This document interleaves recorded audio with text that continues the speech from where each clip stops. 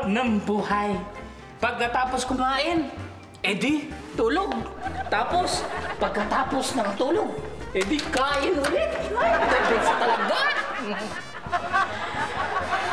Ay.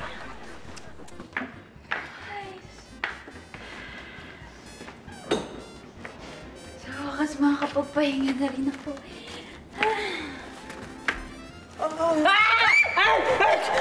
Guys, ano ba? Ako matutulog dyan eh.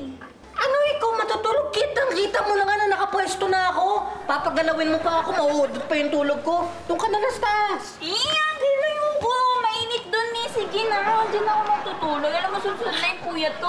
Dapat nga ikaw nakatawa ngayon. Sinalo ko lang, diba? Oh, siya! Sige, doon na ako matutulog sa taas. Sige na, bye. Talaga, oo. Istorbo sa pagtulog. Sarap matulog. Sana walang maingay. Yes, sleeping time. Sana walang maingay na kapitbahay para makatulog ako na maayos.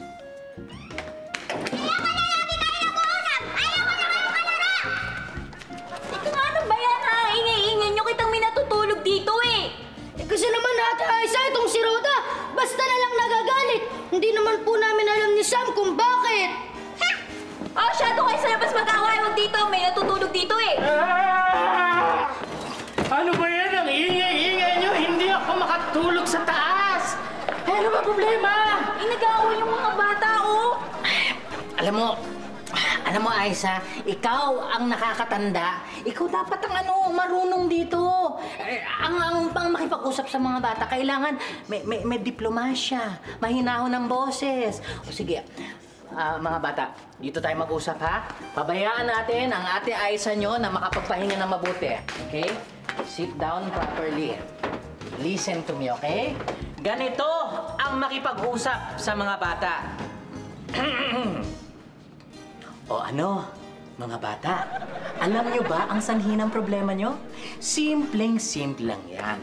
Kasi dati, si Rhoda, parati niyang kalaro si Sam. Pero mula nang dumating si Dennis sa buhay natin, parati nang naglalaro si Dennis at si Sam. Wala na tuloy kalaro si Rhoda. Kaya simple lang ang mapapayo ko sa inyo, mga bata. Dennis, mabuti pa sigurong huwag ka nang pumunta dito. Para naman makapaglaro na si Sam at si Rhoda. Siguro pwede kang bumalik siguro in 1 week. O kaya 1 month. O kaya 1 year. O ano mga bata? Sa tingin nyo, maganda ba ang payo ko sa inyo? Tapos na po yung sermon. Ay, tapos na.